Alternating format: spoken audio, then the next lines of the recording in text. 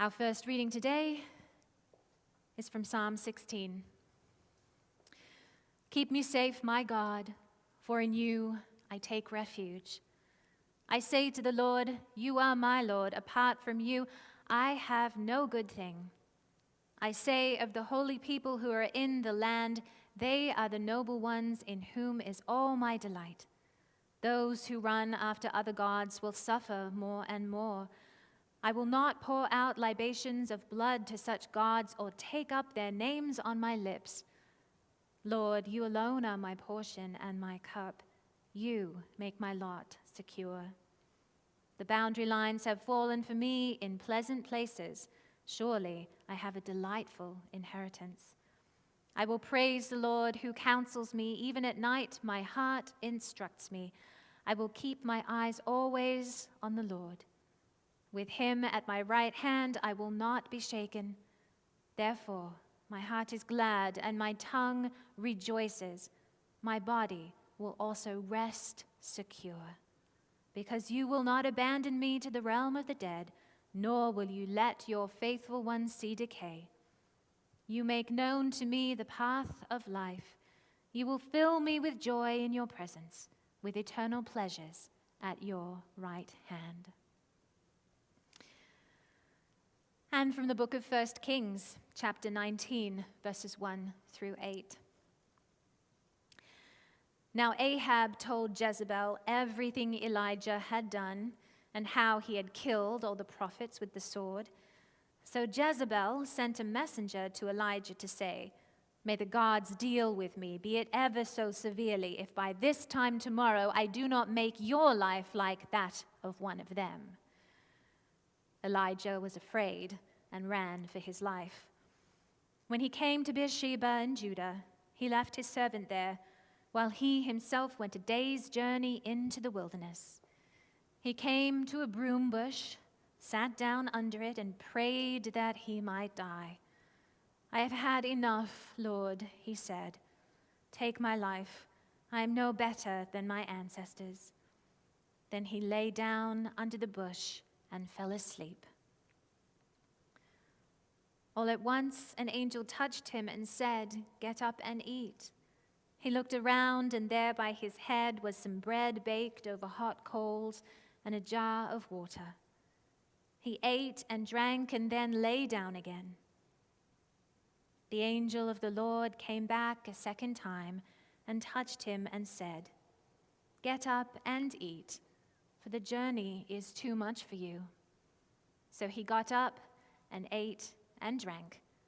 Strengthened by that food, he traveled 40 days and 40 nights until he reached Horeb, the mountain of God. May God bless the hearing and the living of this word.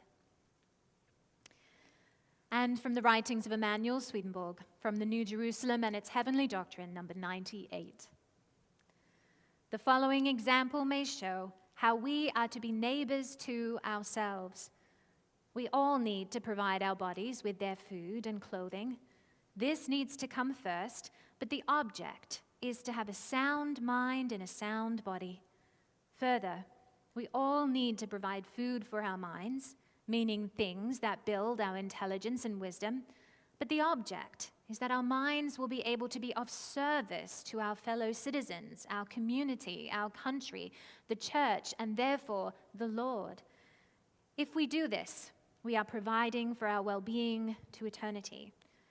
We can see from this that what should come first is the purpose for which we do something, because everything depends on that.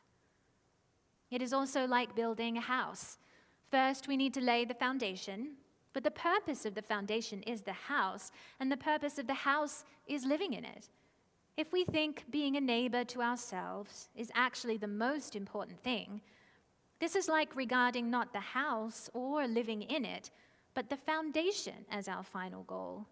But in reality, from start to finish, living in the house is the true goal, and the house and its foundation are only means to this end.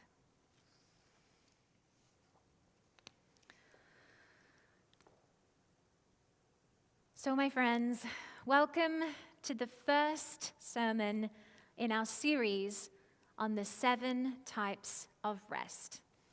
Now, I don't know about you all, but I certainly have become exhausted by the last couple of years, and perhaps it has been the same for you. The pandemic is one part of it, but there are many other things going on in the world that might contribute, not to mention each of our personal lives. I'm seeing a deep weariness in myself and in others, even as we try to live our lives as normally as possible. And I think that one interesting feature of this time is that perhaps we are getting an inkling that it is possible to be exhausted in different ways, not just physically. Certainly, I've never had so many of my acquaintances complain about insomnia, but it is not only about sleep. We are becoming intimately acquainted with emotional and mental exhaustion too, as we all live under high levels of anxiety, in circumstances requiring high levels of resilience and flexibility. This is a lot to sustain over time, especially when we had to use up our initial reserves, our surge capacity, well over a year ago. And so when the idea came to me to do a series on rest, it felt right. It felt needed, to me at least. And so this is my first caveat for this series. I'm learning alongside you. I'm no expert here. I'm struggling just as much as the next person with making space for rest or resting effectively in the ways I really need. And here is my second caveat. Many of these ideas, especially the 7 categories of rest which structured this series, they are not my own. I'm relying on work done by Sandra Dalton Smith, MD, and you can find this work in her book, Sacred Rest, which I invite you to explore if you want to know more. And finally, we acknowledge that talking about rest, about the capacity to make space for it even when it is hard, or not our first inclination, this is a privilege. For some, the necessity of financial survival or caretaking responsibility or the existence of crisis makes getting enough rest difficult, if not impossible. And this lifts up to our eyes the systemic and cultural forces at play. So while this series will focus on the agency that each of us has in our own lives to cultivate rest, that focus does not intend to dismiss the ways in which our culture makes that very hard.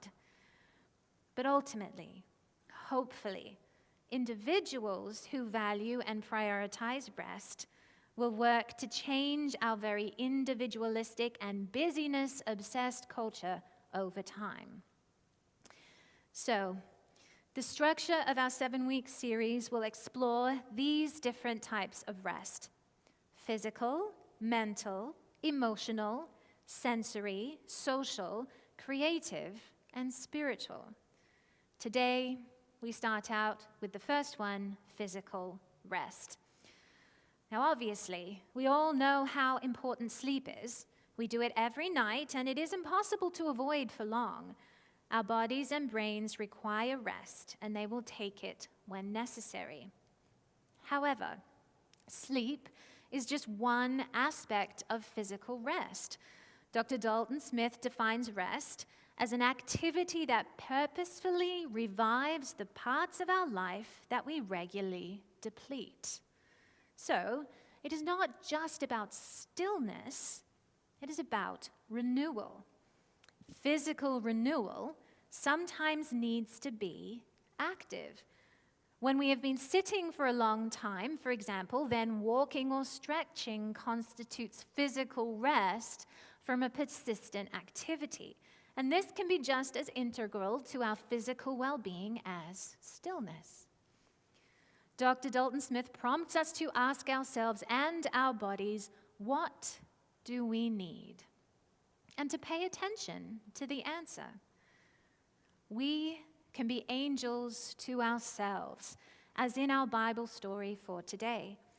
In that text, Elijah was physically exhausted by running for his life. He had been agitating against King Ahab and his idolatrous worship, and now Queen Jezebel had threatened to exact revenge. Elijah fled and was now hiding out in the wilderness. At one point, he could physically travel no further, and despairing, he lay down and fell asleep. We can very easily imagine that he had forgotten to eat, either from anxiousness or lack of time or scarcity of food. The angel touched him on the shoulder and reminded him to eat, reminded him that his body needed to be renewed and strengthened for the journey ahead. For it is one thing to take the time to perform the rest we need, hard enough as that is, but sometimes I think we might forget to even ask the question, to be that angel for ourselves and to ask, what do I need in this moment? Now, I'll be honest, I rarely forget to eat, but I sure do forget to stretch after working at my computer for a long time. I sure do forget to breathe full, deep breaths when I have defaulted to shallow, anxious breathing. So, many times part of the problem is that we don't even ask that question, what do I need? Now, why? Certainly, we might be distracted by our multitude of responsibilities. But perhaps I wonder if there is a deeper reason.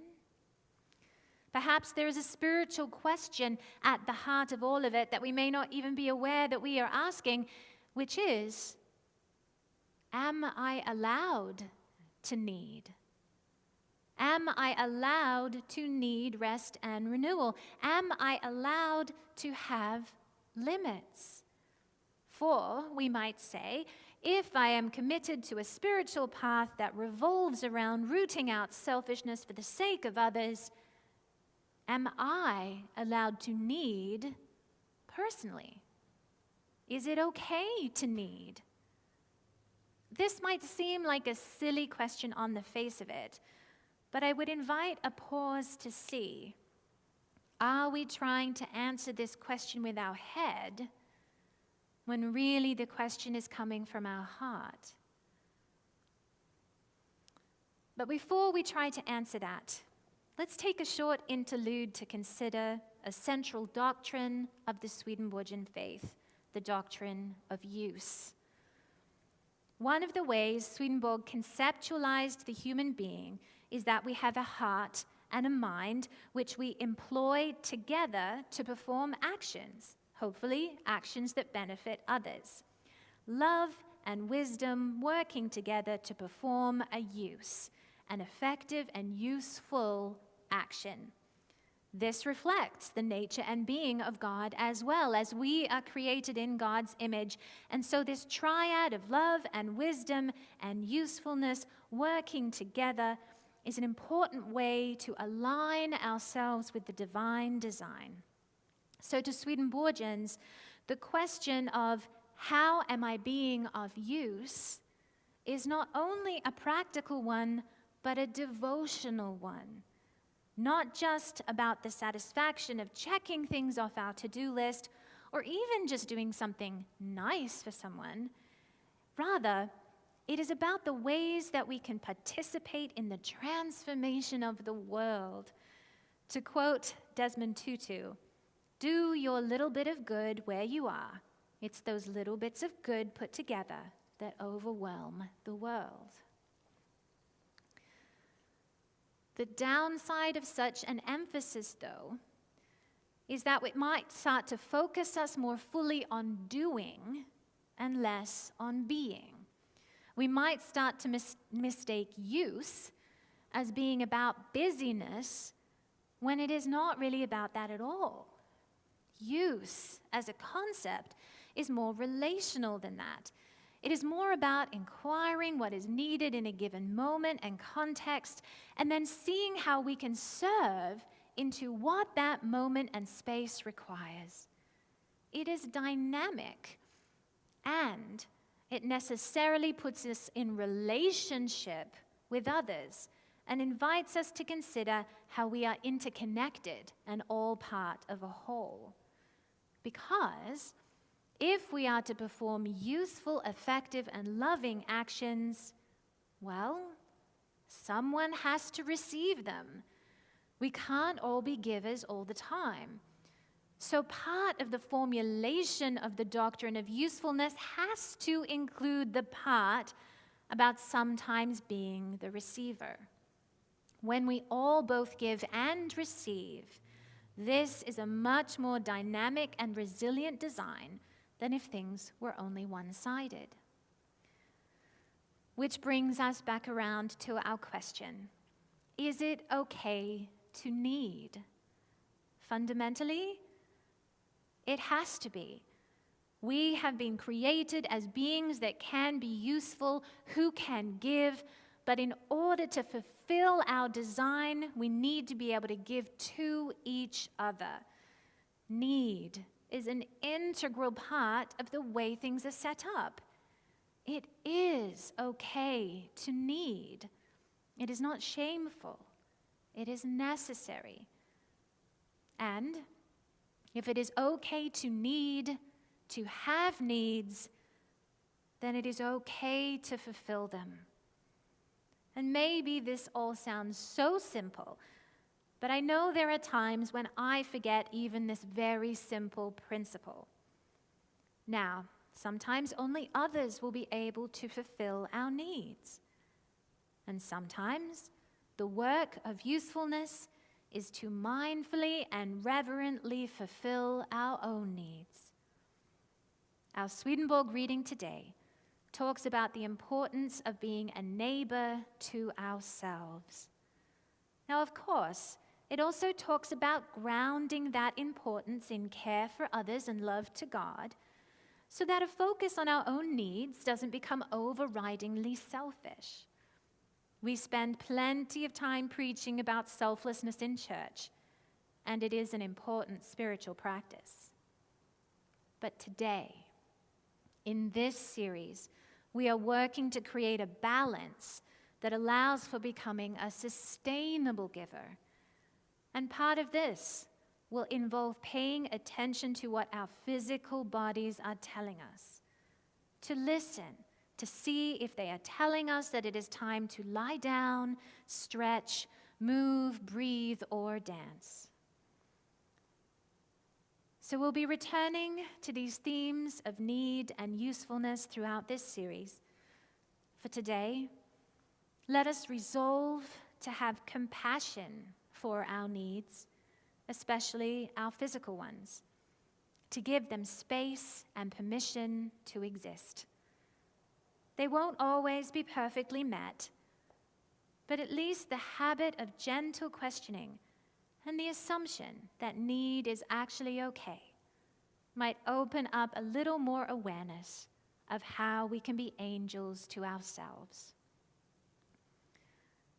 The angel of the Lord came back a second time and touched him and said, "Get up and eat, for the journey is too much for you." So he got up and ate and drank. Strengthened by that food, he traveled 40 days and 40 nights until he reached Horeb, the mountain of God. Amen.